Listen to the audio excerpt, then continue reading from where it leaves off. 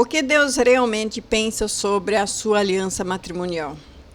O casamento termina diante de Deus porque terminou diante dos homens? E o que Jesus realmente ensinou sobre separação, divórcio, reconciliação e restauração? E se essas respostas estiverem nos 3 primeiros evangelhos, com 3 testemunhas, 3 apóstolos?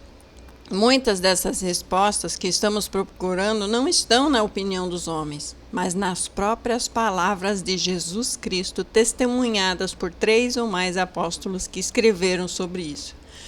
E hoje vamos abrir as Escrituras e examinar juntos um tema que mexe profundamente com milhares e milhares de famílias, pois são quase 500 mil divórcios todos os anos no Brasil. Talvez o seu esteja no meio dessa contagem. E será que Deus permite que essas pessoas casem novamente? Talvez você esteja vivendo a separação, esperando a restauração.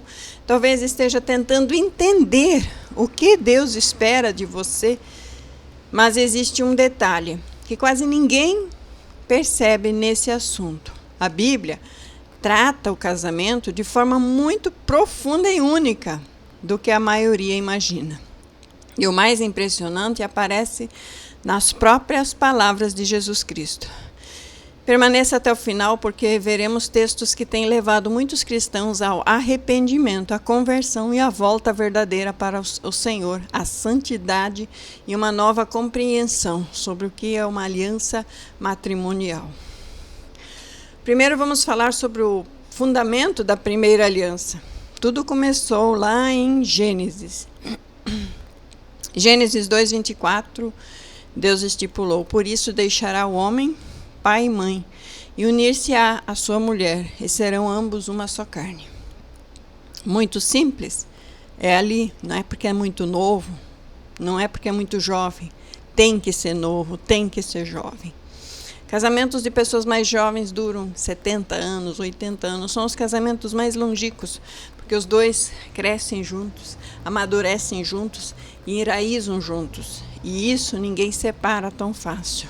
E o inimigo tem plantado uma sementinha de discórdia sobre a palavra de Deus na mente de muitos incautos que não estudam a palavra. O casamento não surgiu em uma cultura, nem em um governo, não surgiu em nenhuma religião específica. O casamento surgiu no coração de Deus, quando criou o homem e a mulher. E antes de existir qualquer instituição humana, Deus estabeleceu a união entre homem e mulher. E é essa instituição entre homem e mulher que ele é testemunha, antes de qualquer instituição humana. Observe que o texto não fala apenas de convivência. Então, existem 3 bases que se contamos para que seja um casamento reconhecido diante de Deus. Deixou pai e mãe, se uniu com uma mulher, em carne e osso, né? Os dois tiveram conjunção, né? Tiveram relação. Então, esses 3 princípios têm que cumprir para ser a aliança verdadeira. Então, o homem ou a mulher que fica embaixo da asa do papai e da mamãe, ele não bate com todos esses três coisas aqui desse versículo, tá? Então, deixar pai e mãe, se unir à sua mulher e ser uma carne só com ela. Geralmente tendo filhos para consumar esse casamento, mas não é obrigatório. Observe que o texto não fala apenas de conviver, não fala apenas de sentir, não fala apenas de ter contato físico, fala de uma união espiritual. Se tornam uma só carne, uma ligação criada pelo próprio Deus. Mas existe um detalhe que quase ninguém percebe nesse texto. Deus não apenas uniu 2 pessoas, ele fez uma aliança entre 2 pessoas. Em Malaquias 2,14 ele vai confirmar: porque o Senhor foi testemunha da aliança entre ti e a mulher da tua mocidade. Ele não fala aquela que depois que você amadureceu, aquela que depois que você criou juízo. Ele fala da tua mocidade.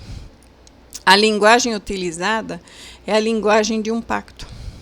O povo ali em Malaquias 2,14 estava reclamando que Deus não ouvia as orações, Deus não prosperava, Deus não fazia o que eles pediam.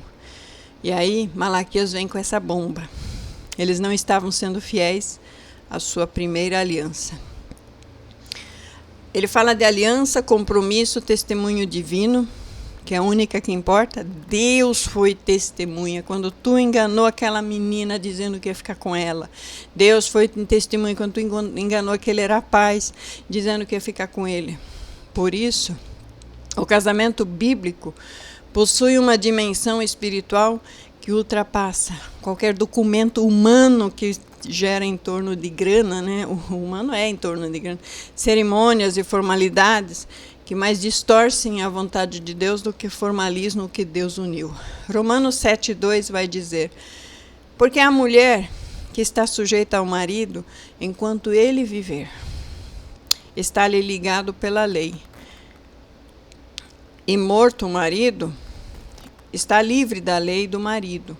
O apóstolo Paulo usa o casamento como uma ligação eterna, uma ligação para... O apóstolo Paulo usa o casamento para ilustrar verdades espirituais profundas. A ligação matrimonial é apresentada como algo extremamente sério diante de Deus. Efésios 5:31 e 32 vai dizer: por isso deixará o homem seu pai e sua mãe, e se unirá à sua mulher, e serão os dois numa só carne. Grande é este mistério, digo-o com respeito à igreja e a Jesus Cristo. O casamento se torna a representação do amor de Jesus pela sua igreja. Ele não desistiu da sua igreja até o último momento. E isso muda completamente a forma como enxergamos uma aliança matrimonial. E o que Jesus falou sobre isso? Chegamos no centro do estudo de hoje. Mateus 19, 4-6 vai dizer: e não tendes lido que aquele que fez no princípio, fez macho e fêmea, os fez, e ali disse: portanto deixará o homem, pai e mãe, e se unirá à sua mulher. Jesus voltou lá em Gênesis e repetiu as palavras de Gênesis. Deixará o homem pai e mãe, e se unirá à sua mulher, e serão os dois numa só carne. Assim não são mais dois, mas uma só carne. Portanto, o que Deus ajuntou, não o separe o homem. O homem não separa. Observe algo impressionante aqui. Jesus não começa dizendo a lei de Moisés, porque Jesus é maior do que a lei. Ele voltou ao princípio, e tudo que vem antes é maior do que o que veio depois. Ele voltou ao Gênesis. Ele voltou para a intenção original de Deus. E existe um detalhe que quase ninguém percebe nesse texto. Jesus não disse o que os homens ajuntaram. Não, ele diz o que Deus ajuntou. O casamento verdadeiro é visto como uma obra divina, porque Deus colocou no coração dos dois de um ficar com o outro. Em Mateus 5, 31 e 32, ele vai dizer: também foi dito: qualquer que deixar sua mulher, dê-lhe carta de divórcio.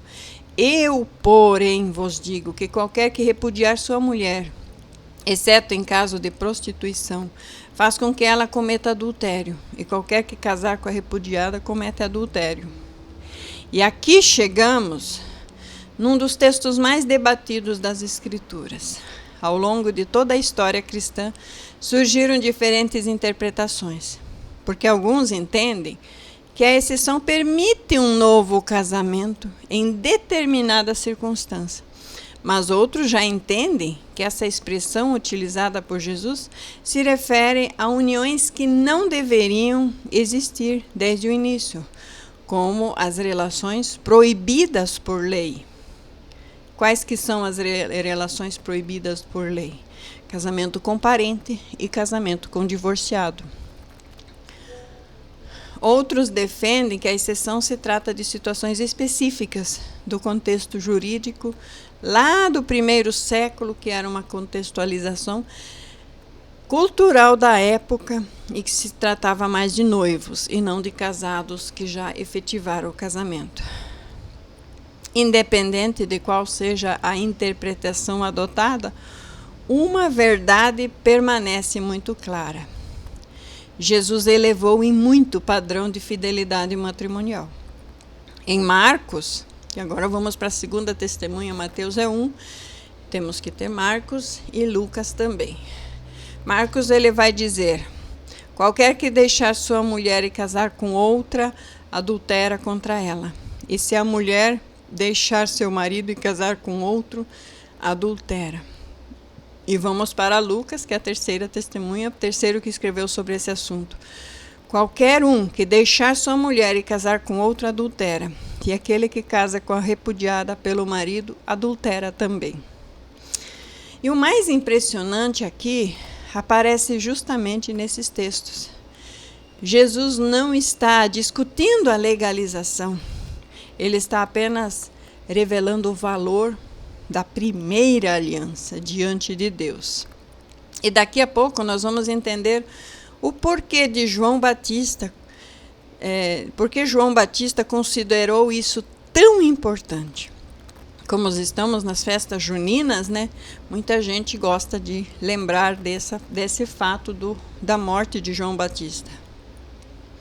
Em 1 Coríntios 7, 10 e 11 vai dizer: todavia aos casados mando, não eu, mas o Senhor, que a mulher não se aparte do marido, se porém se apartar, que fique sem casar, ou que se reconcilie com o marido, e que o marido não deixe a sua mulher.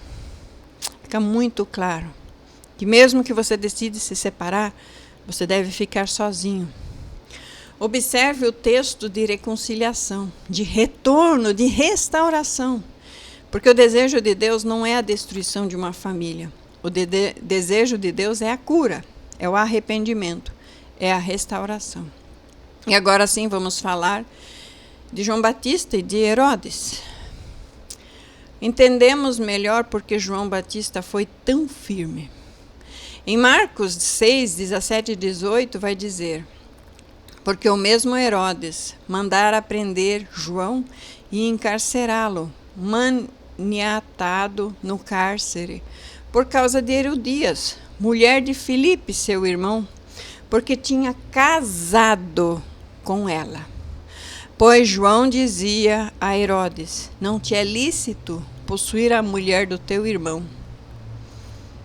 Mas ele não casou, não foi reconhecido perante o sistema religioso. Mas João condenou. E a palavra de Jesus também condena. João sabia do preço que poderia pagar ao apontar o erro do rei, né?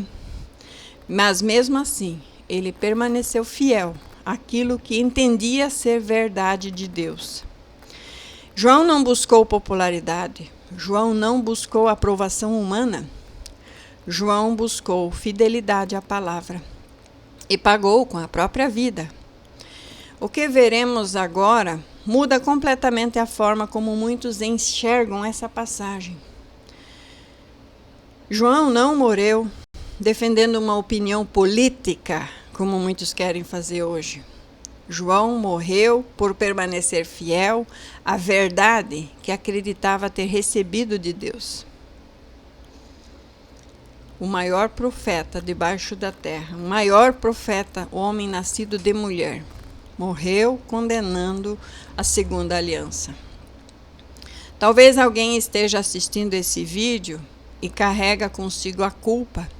Talvez alguém esteja aqui chorando por uma separação.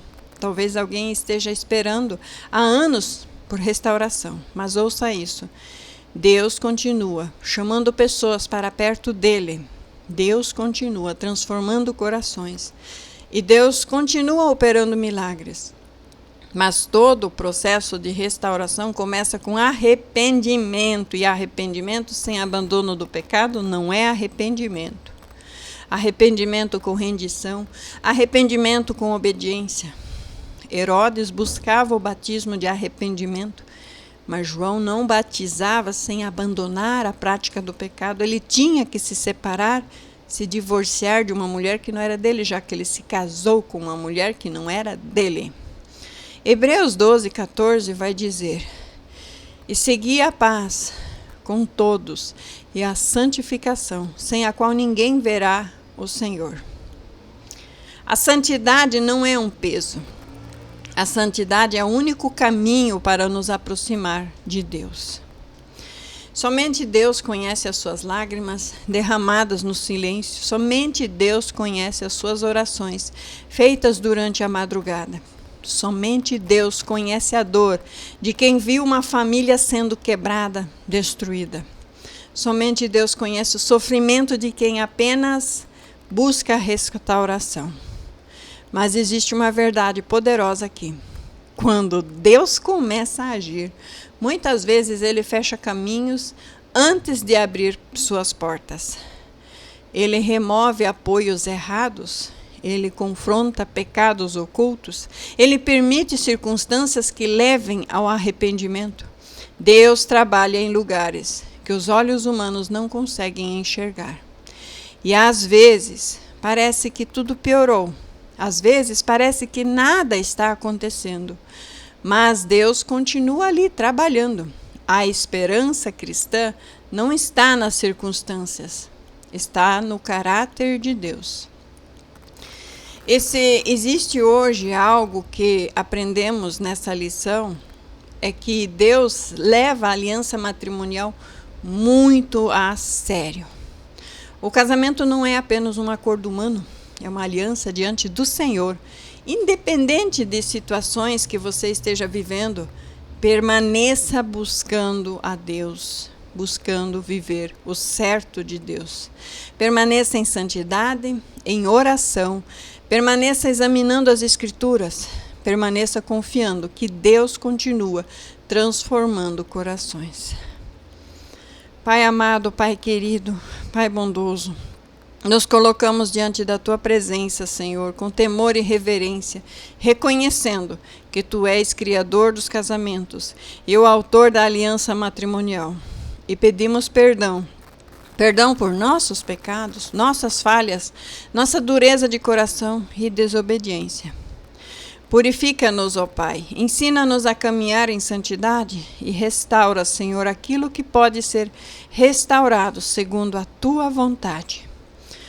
Consola, Senhor, os que choram, fortalece os que estão cansados e derrama esperança sobre aqueles que esperam por restauração. Que cada um desses corações encontre direção nas Tuas Escrituras, nas Tuas palavras. Que a verdade do Evangelho brilhe acima das opiniões humanas e que em tudo o Teu nome seja glorificado. Em nome de Jesus Cristo, amém, amém.